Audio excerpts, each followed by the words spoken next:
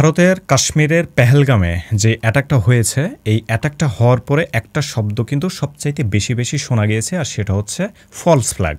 আসলে ওই হত্যাযজ্ঞটা অ্যাকচুয়ালি ফলস ফ্ল্যাগ নাকি রিয়াল অ্যাটাক ছিল, এটা জানা আপনার জন্য খুবই জরুরি। কারণ আজকে ইন্ডিয়াতে হয়েছে, কালকে বাংলাদেশে হবে, এবং বিশ্বের যে কোনো জায়গায় যে কোনো দেশের সাথে এই ধরনের যদি অ্যাটাক হয়, তাহলে আপনি যে নিউজগুলো শুনবেন সেই নিউজটার উপরে ডিপেন্ড করে আপনি কিভাবে বুঝবেন যে ওইটা আসলে ফলস ফ্ল্যাগ ছিল নাকি রিয়েল অ্যাটাক ছিল, এবং কেন এটা আপনার জন্য জানা খুবই খুবই জরুরি। Because of that second world war কিন্তু এই ফলস ফ্ল্যাগের মাধ্যমেই স্টার্ট হয়েছিল। তাহলে চলেন অল্প সময়ের জন্য জেনে নিই ফলস ফ্ল্যাগ কী, কীভাবে এটা কাজ করে, এবং পেহেলগামে এই অপারেশনটা আসলে ইন্ডিয়ার দ্বারা ফলস ফ্ল্যাগ করা হয়েছিল নাকি রিয়েল অ্যাটাক ছিল।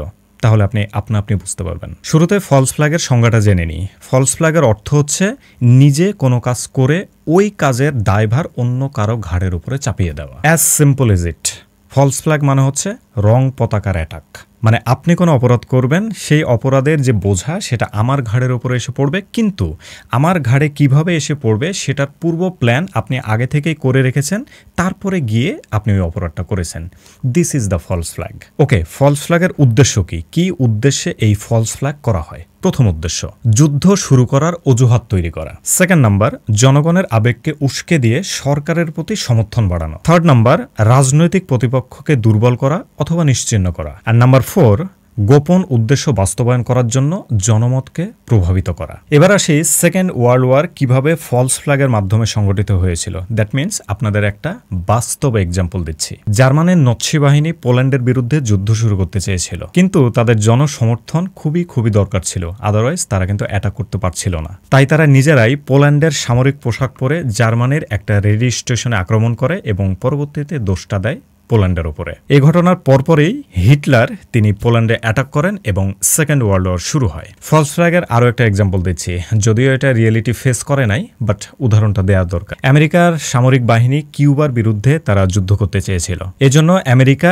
নিজেরাই কিউবার পোশাক পরে বা তাদের ফলস ব্যবহার করে আমেরিকান একটা বেস ক্যাম্পে নিজেরাই নিজেদের উপর আক্রমণ চালায়, যাতে করে তারা কিউবার উপরে অ্যাটাক করতে পারে। এই প্ল্যানটা পরবর্তীতে তারা রিয়েলিটিতে এক্সিস্ট করতে পারেনি, বিকজ অনেক সাংবাদিক ওই সময় আমেরিকার পেছনে লেগেছিল যে আসলে এটা ফলস ফ্ল্যাগ ছিল, যার কারণে জন এফ কেনেডি, সে সময়কার আমেরিকার প্রেসিডেন্ট, তিনি এটা ক্যান্সেল করে দেন। এবার আসি সবচেয়ে ইম্পর্টেন্ট পার্ট, ফলস ফ্ল্যাগ নাকি রিয়েল অ্যাটাক, এই জিনিসটা আপনি বুঝবেন কিভাবে। নাম্বার 1, হামলার সময় সন্দেহজনকভাবে নিরাপত্তা কমে যাবে। মানে যে জায়গায় হামলা হবে ওই জায়গায় কোনো ধরনের কোনো নিরাপত্তা কাজ করবে না। সেকেন্ড নাম্বার, হামলার পরপরই এটার বিরুদ্ধে দ্রুত তদন্ত এবং দ্রুত গতিতে সিদ্ধান্ত নেওয়া হবে। থার্ড নাম্বার, মিডিয়া অতি উত্তেজকভাবে এই জিনিসগুলো প্রচার করতে থাকবে।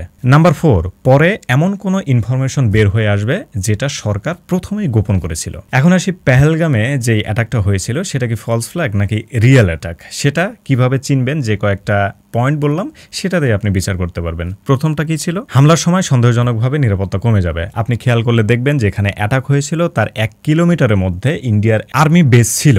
সেখান থেকে খুব দ্রুত গতিতে 5 থেকে 7 মিনিটের মধ্যে, কারণ ওইটা তো আসলে যুদ্ধের এরিয়া, তো তারা একদম অলমোস্ট রেডি পজিশনে থাকে, সেখান থেকে 5 থেকে 7 মিনিটের মধ্যে ওই এরিয়াটা কভার করা পসিবল। বাট কেউ আসেনি, অথচ বেশ কিছু সময় ধরে এই হত্যাযজ্ঞ চালানো হয়েছিল। তার মানে প্রথমটা মিলে গেল। সেকেন্ড নাম্বার কি ছিল? হামলার পরে দ্রুত তদন্ত এবং সিদ্ধান্ত নেওয়া হবে। আপনি যদি একটু খেয়াল করেন, নরেন্দ্র মোদী সেই সময় কিন্তু সৌদি আরবে ছিল। সৌদি আরবে এই ঘটনা ঘটার পরে যখন সে জানতে পারে, সে নৈশভোজ ক্যান্সেল করে সে দ্রুত গতিতে এয়ারপোর্টে চলে আসে। তারপরে সে তার কার্যক্রম যেখানে করবে অফিসে, ওইখানে যাওয়ারও সে প্রয়োজন বোধ করেনি। এয়ারপোর্টেই সে একটা জরুরি বৈঠক ডাকছে, সেখানে আবল তাবল উল্টাপাল্টা সিদ্ধান্ত নিচ্ছে। এই যে ফলস ফ্ল্যাগ চেনার যে আসলে কৌশল, এটা দ্বিতীয়টার সঙ্গে একদম হুবহু মিলিয়ে যাচ্ছে নরেন্দ্র মোদীর ওই সমস্ত অ্যাক্টিভিটিস থেকে। 3 নাম্বার কি ছিল? মিডিয়ার অতি উত্তেজকভাবে প্রচার করবে এই ফলস ফ্ল্যাগ যদি ঘটে। আপনি ইন্ডিয়ার মিডিয়ার দিকে যদি একটু খেয়াল করেন, স্পেশালি রিপাবলিক বাংলা, এই ধরনের যত থার্ড ক্লাস ননসেন্স টাইপ যে চ্যানেলগুলো আছে, তারা যেভাবে এইটাকে প্রচার করছে, এইটা যে আসলে ফলস ফ্ল্যাগের একটা অংশ ছিল, এইটা এই অ্যানালাইসিস থেকে জানা যায়। অ্যান্ড 4 নম্বরে কী ছিল? পরে এমন কোনো তথ্য বেরিয়ে আসবে যেটা সরকার প্রথমে গোপন করেছিল। অনেক কিছু সরকার এখানে গোপন করেছিল। এখন পর্যন্ত পেহেলগামে এই অ্যাটাকের দায়ভার পাকিস্তান সরাসরিভাবে নেয় নাই। এটা রেসপন্সিবিলিটি আসলে কেউই নেয় নাই। পাকিস্তানের একটা ছোট্ট একটা সংগঠন আছে, তারা এটা রেসপন্সিবিলিটি নিছে। এটার আসলে কারণ আছে, কারণ কেউই আসলে রেসপন্সিবিলিটি নিচ্ছে না। সো পাকিস্তান আসলে একটু ডিয়ারিং কান্ট্রি, তারা এটা নিয়ে নিছে, কিন্তু এটা এখন পর্যন্ত প্রমাণিত না। এখন মোদির ইন্টেনশনটা কী ছিল পেহেলগামে এই ধরনের একটা হত্যাযজ্ঞ চালানোর পেছনে? সেক্ষেত্রে আমাদের যেতে হবে প্রথমেই যেই বৈশিষ্ট্যগুলো বলেছিলাম, কিভাবে মানে উদ্দেশ্যগুলো, তাহলে আপনি বুঝতে পারবেন। প্রথমটা কি ছিল? জনগণের আবেগকে উস্কে দিয়ে সরকারের প্রতি সমর্থন বাড়ানো। আপনারা যদি একটু খেয়াল করেন, নরেন্দ্র মোদির জনপ্রিয়তা কিন্তু ভারতে এই মুহূর্তে একদম তলানিতে। লাস্ট ইলেকশনে সে হাঁটতে হাঁটতে কোনো মতে বেঁচে গেছে, এবং সেকেন্ড ইলেকশনে মানে পরবর্তী ইলেকশনে সে 110% হেরে যাবে। যার কারণে জনগণের সমর্থন পাওয়ার জন্য, বিশেষ করে হিন্দুদের সমর্থন পাওয়ার জন্য, সে হিন্দুদের উপরে অ্যাটাক করছে বা করাইছে মুসলমানের একটা বেশ ধরে। কারণ সে এসে বলতেছে তুমি মুসলমান নাকি হিন্দু, যদি মুসলমান হয় তাহলে তাকে ছেড়ে দিচ্ছে। এই যে মিডিয়াতে প্রচার করা এবং বেছে বেছে হিন্দুদের মারা হচ্ছে এবং নর্মাল মানুষদের মারা হয়নি। আপনি একটু খেয়াল করে দেখবেন, সবচাইতে ভালো ভালো মানুষগুলো যারা পড়ালেখা, এর মধ্যে আইএস অফিসার আছে বা আইএস পরীক্ষা দিচ্ছে, এই সমস্ত মানুষদের মারা হচ্ছে, যাতে এই নিউজটা আরও ফলপ্রসূ হয় এবং হিন্দুরা নরেন্দ্র মোদীকে মানে মানসিকভাবে সাপোর্ট দেওয়া শুরু করে। এটা তার একটা কৌশল। সেকেন্ড নাম্বার ছিল যুদ্ধ শুরু করার অজুহাত তৈরি করা। ইন্ডিয়া কখনোই পাকিস্তানের সাথে যুদ্ধে জড়াবে না, কারণ নরেন্দ্র মোদীর ওই পরিমাণ সাহস নাই যে পাকিস্তানের সাথে তার এই লো কোয়ালিটির জনপ্রিয়তা নিয়ে সে যুদ্ধে জড়াতে যাবে। কিন্তু যুদ্ধ জড়াতে যাওয়ার একটা পরিবেশ সে তৈরি করবে, অনেক হাঙ্গামা করবে। এটাতে মানে সে যে একজন রিয়েল দেশপ্রেমিক, সে যে একজন ফাইটার, সে দেশের একদম ক্যাপাবল প্রধানমন্ত্রী, এইটা বোঝানোর জন্য যুদ্ধের পরিবেশ তৈরি করাই আসলে এই ফলস ফ্ল্যাগের একটা উদ্দেশ্য নরেন্দ্র মোদীর। 3 নম্বর উদ্দেশ্য ছিল রাজনৈতিক কোনো প্রতিপক্ষকে উইক করা বা নিশ্চিহ্ন করা। এটা অভ্যন্তরীণ ব্যাপার, মানে নরেন্দ্র মোদীর যারা এগেনস্ট অপোজিট পার্টি আছে তাদেরকে বিভিন্নভাবে হেনস্থা করা বা মোরাল ডাউন করা, এটা আসলে অভ্যন্তরীণ একটা রাজনৈতিক ব্যাপার। এই ক্ষেত্রেও নরেন্দ্র মোদী কতটুকু আসলে সফল হতে পারবে আমার জানা নাই, বাট অ্যানালাইসিসে এইটাও আসে যে পলিটিক্যাল অপোজিট পার্টিকে উইক করা বা নিশ্চিহ্ন করা। এবং 4 নাম্বার, এটা খুবই খুবই গুরুত্বপূর্ণ একটা ব্যাপার, গোপন উদ্দেশ্য সফল করার জন্য জনগণকে প্রভাবিত করা।